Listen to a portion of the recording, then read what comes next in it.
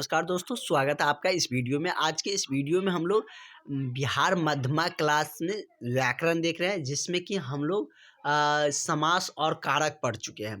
कारक को वैसे हम रिवाइज करवा देंगे, समास को 2 बार पढ़ा चुके हैं, लेकिन पिछले बार जो पूछा गया था वो समास और कारक से पूछा गया था। 5 नंबर का समास, 5 नंबर का कारक, ठीक है। और ये आपको संस्कृत व्याकरण में पूछा गया था कि 100 उदाहरण सहित व्याख्या समास व्याख्या करें। उसी तरीके से कारक के बारे में भी पूछा गया था, और हिंदी में बात करें तो उसमें एग्जाम्पल देकर पूछा गया था, और समास का हमने सारा रूप, सारा भेद, सारा कुछ हमने कल आपको बता दिए थे। यदि जो नहीं देखे हैं और जिसको नोट्स नहीं है, वो नोट्स नहीं मिला है, क्योंकि 8 सब्जेक्ट का जो ये शॉर्ट नोट है जिससे क्वेश्चन आएंगे, वो सारा नोट्स हमने आप सबको प्रोवाइड कर रखे हैं, जो भी क्लास लिए हैं। और जो अभी तक क्लास नहीं लिए हैं, वो सारा कैंडिडेट इस नंबर पर कांटेक्ट करके क्लास ज्वाइन कर सकते हैं। इस नंबर पर कॉल करके, व्हाट्सअप करके आप लोग क्लास ले सकते हैं, और आपको सारा 8 सब्जेक्ट का ये नोट्स मिल जाएंगे, क्लासेज मिल जाएंगे। तो चलिए हम लोग जानते हैं कि आज हम लोगों का जो नया टॉपिक है संज्ञा, क्योंकि समास हम लोग देख चुके थे, और इस बार ज़्यादा चांसेज है, या कह सकते हैं हम आपको, संज्ञा और सर्वनाम, ये दोनों से आपको क्वेश्चन देखने को मिलने वाले हैं। क्योंकि समास कारक पूछ लिया गया है, तो संज्ञा सर्वनाम ही पूछे जाएंगे। तो आप लोग इसे पूरी तरीके से कंठस्थ याद कर ले, और पूरी आसानी से हम आपको समझाने वाले हैं कि संज्ञा किसे कहते हैं, इसके कितने भेद होते हैं। इसको हम आपको पढ़ा देते हैं, उसके बाद आपको नोट्स मिल जाएंगे। वैसे नोट्स तो हम दे दिए हैं आप सबको, ये नोट्स आप सबको मिल चुका है, जो भी क्लासेज लिए हैं उसको ये नोट्स मिल चुका है। और कल आपको संस्कृत वेद का नोट मिल जाएंगे, और कल से हम लोगों का संस्कृत वेद 4 रोज़ 5 रोज़ चलने वाले हैं। और उस तरीके से हम लोगों का संस्कृत व्याकरण 1 से 2 रोज़ में समाप्त होने वाला है। और दोनों व्याकरण को हम कंबाइन रख रहे हैं, उसमें हम आपको किस तरीके से लिखना है संस्कृत व्याकरण, वो हम आपको बताएंगे। तो नॉन क्या कहते हैं? नॉन मतलब संज्ञा का इंग्लिश मीनिंग क्या होता है? नॉन। तो परिभाषा पहले जानते हैं क्या होता है। परिभाषा क्या होता है? किसी व्यक्ति, वस्तु, स्थान, भाव आदि के नाम को क्या कहते हैं? संज्ञा कहते हैं। जैसे क्या है? मनुष्य, मूर्खता, राम, सोना आदि। मतलब क्या है कि किसी व्यक्ति, वस्तु, भाव या भाव आदि के नामों को क्या कहा जाता है? संज्ञा कहा जाता है। संज्ञा का परिभाषा यही है कि जिसमें किसी वस्तु का, किसी व्यक्ति का, किसी भाव का बोध हो। जैसे कि क्या है कि मनुष्य व्यक्ति है, मूर्खता किसी भाव का है, राम एक नाम है, सोना क्या है? भाव का आता है। तो इस तरीके से आप लोग समझ सकते हैं कि ये जो आपका परिभाषा है, उसमें नॉन को किसको कहते हैं? जैसे कोई भी चीज़ है, आपके सामने कोई भी चीज़ दिख रहा है तो वो सब क्या है? नॉन है। कोई भी वस्तु आपको दिख रहा है तो वो क्या है? नॉन है। समझ गए? तो और नॉन को किस तरीके से बांटा गया? जैसे मनुष्य है तो उसको कौन सा नॉन कहेंगे, या राम है उसको कौन सा नॉन कहेंगे, टेबल है उसको कौन सा नॉन कहेंगे, वही मेला है तो उसको कौन सा नॉन कहेंगे, पानी को कौन सा नॉन कहेंगे, सोना को कौन सा नॉन कहेंगे, मूर्खता को कौन सा नॉन कहेंगे। ये सारा कुछ हम लोग इसमें जानने वाले हैं। तो संज्ञा के टोटल कितने भेद होते हैं? तो 5 भेद होते हैं। कितने होते हैं? संज्ञा के 5 भेद होते हैं। जैसे कि यहाँ पर हमने आपको मेंशन कर दिया है कि संज्ञा के 5 भेद होते हैं। कौन कौन भेद है वो आप लोग यहाँ पर देख सकते हैं। व्यक्तिवाचक संज्ञा, जातिवाचक संज्ञा, समूहवाचक संज्ञा, द्रव्यवाचक संज्ञा और भाववाचक संज्ञा। क्या है? व्यक्तिवाचक, जातिवाचक, समूहवाचक और द्रव्यवाचक और भाववाचक संज्ञा। ये 5 संज्ञा हो गया। व्यक्तिवाचक संज्ञा किसे कहते हैं? बहुत आसान है, आप लोग सिर्फ इस वीडियो को लास्ट तक देखिएगा तो आपको सारा कुछ समझ में आ जाएगा। बहुत ही ईजी है, इसमें कोई कहीं पर दिक्कत वाली बात है नहीं। तो आज आप लोगों का क्लास लंबा चलने वाला है, इसलिए आप लोग पूरा वीडियो देखिएगा। इसमें कारक भी देखेंगे, क्योंकि कारक को हमने आपको एक बार बता भी रखे हैं, तो इसको हम आज बहुत ही ईजी शब्दों में इस नोट से बताने वाले हैं। तो पहले हम लोग नॉन क्लियर कर लेते हैं, क्योंकि कारक को हम लोग एक बार पढ़ा भी चुके हैं। तो व्यक्तिवाचक संज्ञा किसे कहते हैं? व्यक्तिवाचक संज्ञा किसी विशेष व्यक्ति, स्थान का बोध कराते हैं। जिसे किसी व्यक्ति या विशेष व्यक्ति, स्थान या व्यक्ति का बोध कराता है तो उसको क्या कहते हैं? व्यक्तिवाचक मतलब विशेष व्यक्ति, मतलब व्यक्ति मतलब तो कुछ कोई भी हो सकता है, लेकिन विशेष व्यक्ति वही हम यदि आपका नाम ले लिए, राम ले लिए और कोई दूसरा नाम ले लिए जैसे कि राम या सीता ले लिए, कुछ भी नाम ले लिए, तो वो क्या हो गया, एक विशेष व्यक्ति हो गया, वो उसी को हम बोल रहे हैं, तो वो क्या हो गया, व्यक्तिवाचक संज्ञा हो गया, जिसमें किसी विशेष व्यक्ति या स्थान का बोध होता है। जैसे किसी स्थान का भी नाम लेंगे, जैसे कि गंगा बोलेंगे, पटना बोलेंगे, हिमालय बोलेंगे, तो ये सब क्या है, व्यक्तिवाचक संज्ञा है। कौन सा संज्ञा है, व्यक्तिवाचक संज्ञा है। उसी तरीके से हम लोग जातिवाचक संज्ञा समझते हैं। जातिवाचक संज्ञा, जातिवाचक संज्ञा किसी वस्तु या प्रणाली के संपूर्ण जाति का बोध कराती है। जातिवाचक संज्ञा क्या कहता है, इससे पूरे संपूर्ण जाति का बोध होती है, उसको जातिवाचक संज्ञा कहते हैं। जैसे क्या, गाय, नदी, पहाड़, मनुष्य आदि। क्या है, गाय है, गाय मतलब क्या, पूरे गाय आएंगे, जितनी गाय है इसमें सारा आ जाए, तो नदी तो सारे नदी आ जाएगा, पहाड़ तो सारे पहाड़ आएगा। वही नदी में हम गंगा नदी बोल दिए तो क्या हो गया, ये व्यक्तिवाचक हो गया, क्योंकि किसी विशेष नदी का हम नाम बोल दिए। वही पहाड़ में हम यदि हिमालय बोल दिए तो किसी विशेष पहाड़ का नाम बोल दिए, तो ये क्या हो गया, मतलब व्यक्तिवाचक हो गया। लेकिन एक जनरल बोलेंगे तो वो क्या होता है, जातिवाचक, जिससे कि उसके पूरे जाति का बोध कराता है। जैसे मनुष्य बोले तो पूरे मनुष्य आ गया, तो ये क्या हो गया, जातिवाचक हो गया। वही किसी का नाम बोल दिए, राम, श्याम, घनश्याम, कुछ भी, तो वो क्या हो गया, व्यक्तिवाचक संज्ञा हो गया। ठीक है, चंगू मंगू कुछ भी आप बोल सकते हैं, तो वो क्या है, व्यक्तिवाचक संज्ञा होंगे। लेकिन जातिवाचक क्या होता है, जो पूरे संपूर्ण जाति का बोध कराता है। जैसे मनुष्य बोलेंगे तो पूरे मनुष्य आ जाएंगे, गाय बोले तो गाय, नदी बोलेंगे तो नदी, पहाड़ बोलेंगे तो पहाड़। अगला देखते हैं, कह रहा है कि समूहवाचक संज्ञा किसको कहते हैं। समूहवाचक संज्ञा पदार्थों के समूह का बोध कराती है। क्या कराती है, तो समूहवाचक संज्ञा पदार्थों के समूह का बोध कराती है। जैसे सभा, मेला, सोना, झुंड, गुच्छा, ये सब क्या हो गया, समूहवाचक संज्ञा हो गई। जैसे क्या कि सभा हो गया, सभा में बहुत सारे लोग रहते हैं तो उसको समूह बोल देते हैं। मेला में भी बहुत सारे लोग रहते हैं। सेना भी बहुत रहते हैं, एक दो सेना में आर्मी देखते हैं कितने सारे रहते हैं, तो ये सब क्या है, समूहवाचक संज्ञा। झुंड में भी बहुत सारे रहते हैं, तो ये क्या हो गया, समूहवाचक संज्ञा। गुच्छा, ये भी क्या हो गया, समूहवाचक संज्ञा हो गया। इस तरीके से हम लोग द्रव्यवाचक संज्ञा को समझते हैं। द्रव्यवाचक संज्ञा किसको कहते हैं। द्रव्यवाचक संज्ञा किसी धातु या द्रव्य का बोध कराती है। क्या कराती है, किसी धातु या द्रव्य का बोध कराती है। कौन, द्रव्यवाचक संज्ञा किसी धातु या किसी द्रव्य का बोध कराती है। जैसे में क्या कि घी हो गया, चांदी हो गया, पानी हो गया, पीतल हो गया, तेल हो गया, सोना हो गया, आदि हो गया, ये सब क्या हो गया, द्रव्यवाचक संज्ञा हो गया, जिसमें किसी द्रव्य या धातु का बोध कराती। जैसे क्या है, ये चांदी सब क्या है, ये सब आपका धातु हो गया, घी क्या हो गया, द्रव्य हो गया, पानी क्या हो गया, द्रव्य हो गया, पीतल क्या हो गया, धातु हो गया, तेल क्या हो गया, द्रव्य हो गया। तो जिससे द्रव्य और किसका, तो धातु का बोध होता है, तो उसे द्रव्यवाचक संज्ञा कहते हैं। कहीं कोई दिक्कत, कुछ भी दिक्कत नहीं होनी चाहिए, इतनी आसान में समझा देते हैं। एक बार रिवाइज भी होंगे तो करवा देंगे।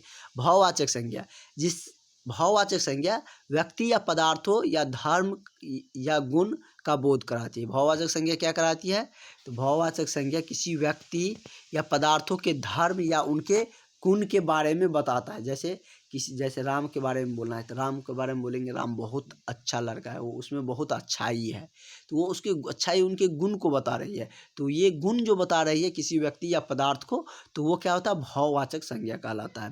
जैसे कोई चीज़ के बारे में बोलेंगे कि वो बहुत, मतलब लकड़ी बहुत मजबूत है, मजबूती उसकी कठोरता बता रही है, उसकी यदि हम बात करें तो उसकी गुण बता रही है, तो वो क्या हो गया, भाववाचक संज्ञा हो गया। वही मिठास है, कहेंगे उसके बोली में मिठास है, तो ये क्या, उसके मिठास उसके विशेषता को, मतलब कि उसके गुण को बताती है, तो ये भी क्या हो गया, भाववाचक संज्ञा। लंबाई भाववाचक, वीरता आदि, ये सब क्या है, भाव का बोध कराती है। तो ये पांचों हम लोग देख चुके हैं।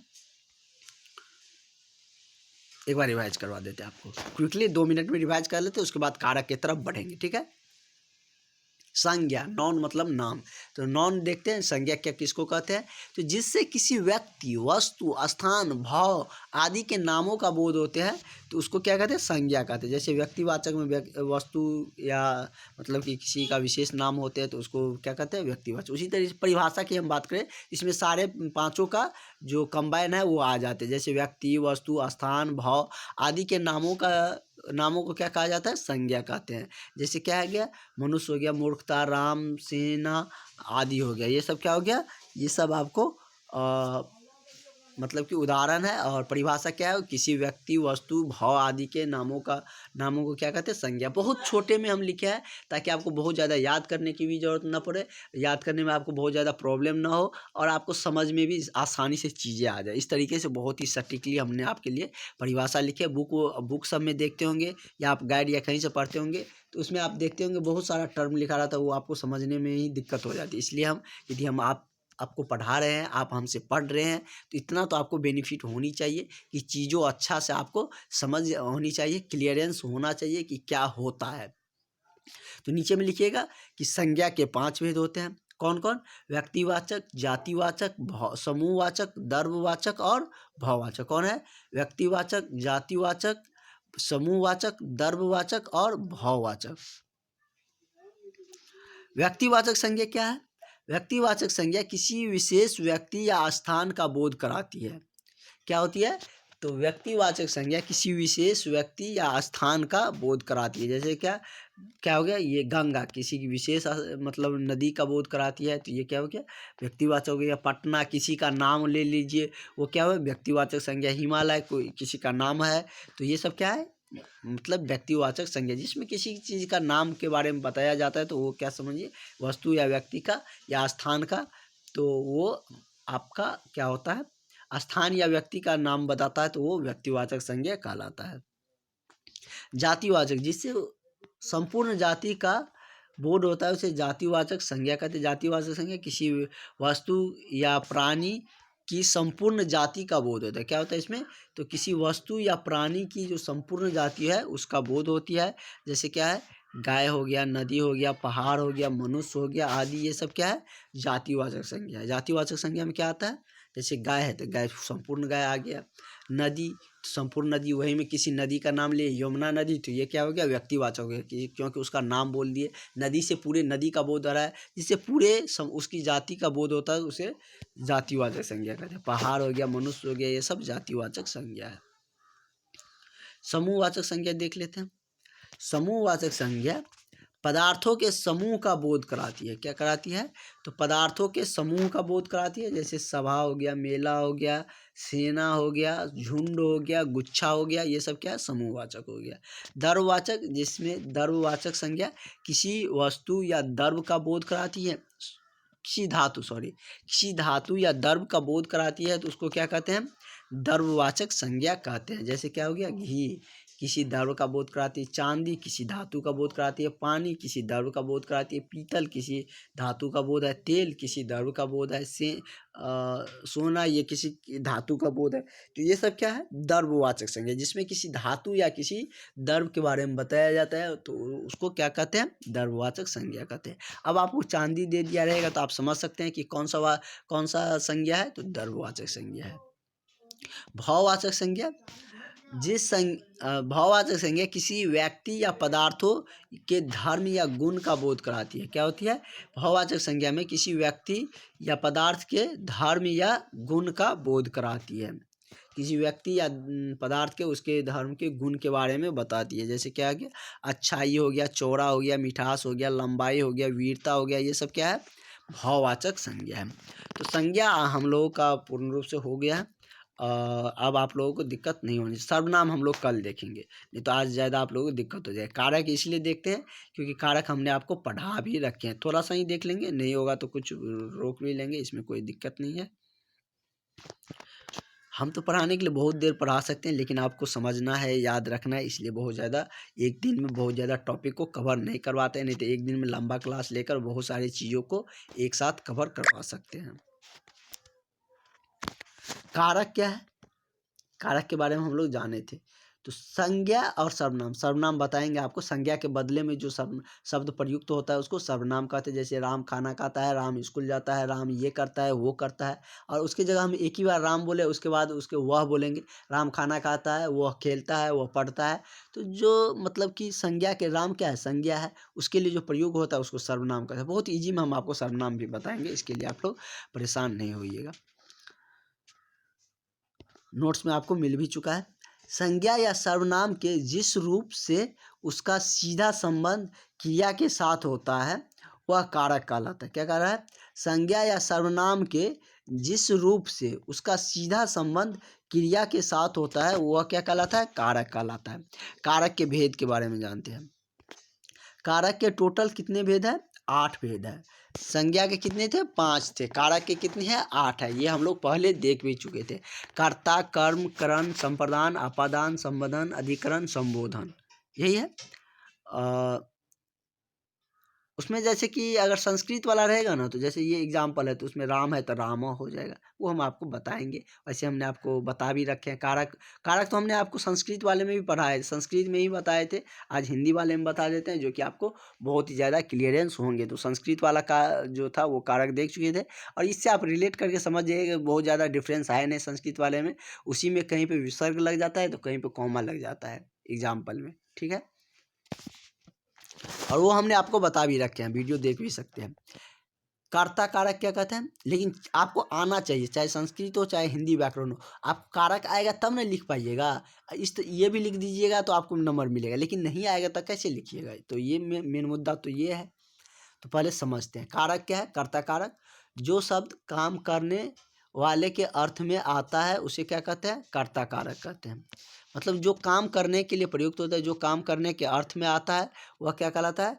कर्ता कारक कहलाता है। इसका विभक्ति मतलब चिन्ह पहचानने का नियम, विभक्ति मतलब पहचानने का नियम क्या है? उसमें आपको वाक्य में ने देखने को मिलेगा। ने और शून्य, ने तो नहीं भी रहेगा लेकिन शून्य, मतलब कि जैसे क्या है, इसमें आपको इससे पहचानने में थोड़ा सा दिक्कत होंगे। नीचे वाले में आप ऐसे ही पहचान, सिर्फ इसमें ये समझिए जो काम करता है उसको कर्ता कारक कहते हैं। राम खाता है, राम खेलता है, सीता पढ़ती है, तो क्या कर रहा है? वो काम कर रहा है, तो काम करने वाले को ही क्या कहते हैं? कर्ता कारक कहते हैं। कर्म कारक किसको कहते हैं? क्रिया का फल जिस शब्द पर पड़ता है उसे कर्म कारक कहते हैं। किसको कहते हैं? तो क्रिया का फल जिस पर पड़ता है उसको क्या कहते हैं? कर्म कारक कहते हैं। इसका विभक्ति क्या है? पहचानने का नियम को है। क्या है इसका विभक्ति? पहचानने का नियम क्या है? को है। को इसका पहचानने का नियम है। जैसे मैंने राम को बुलाया, लोगों ने चोर को मारा, को इसका विभक्ति है ना? तो को ही इसमें क्या आ रहा है? आ रहा है ना? देख रहे हैं कि को इसमें आ रहा है। ये क्या है? कर्म कारक है। कौन सा कारक? कर्म कारक है। उसी तरीके से कर्म कारक समझ गए, जिस पर काम का फल पड़ता है तो उसको क्या कहते हैं? कर्म कारक कहते हैं। विभक्ति पहचानने के नियम को है। कारण जिस करण कारक जिस शब्द से क्रिया के संबंध का बोध होता है, जिस शब्द से क्रिया के संबंध का बोध होता है उसे कर्ण कारक कहते हैं। विभक्ति क्या है? से या के द्वारा। जैसे राम ने चाकू से, या मतलब जिसके द्वारा कुछ किया जाता है। राम ने चाकू से सेब काटा, से आप विभक्ति आ रही है।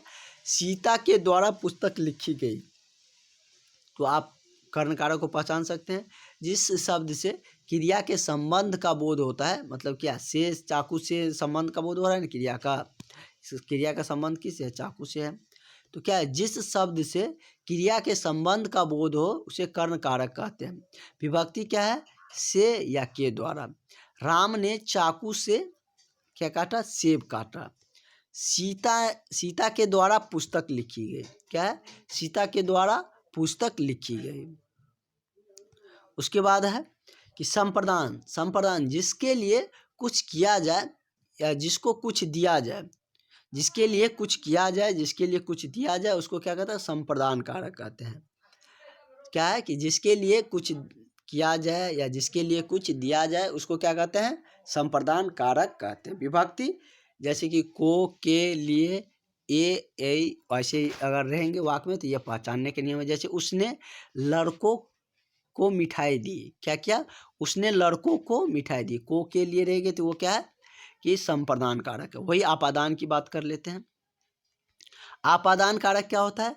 जिससे अलग होने का भाव, अलगाव का बोध हो उसको क्या कहते हैं? आपादान कारक कहते हैं। जिससे अलग होने का भाव प्रकट होता हो उसे क्या कहते हैं? आपादान कारक कहते हैं। जैसे विभक्ति से, जैसे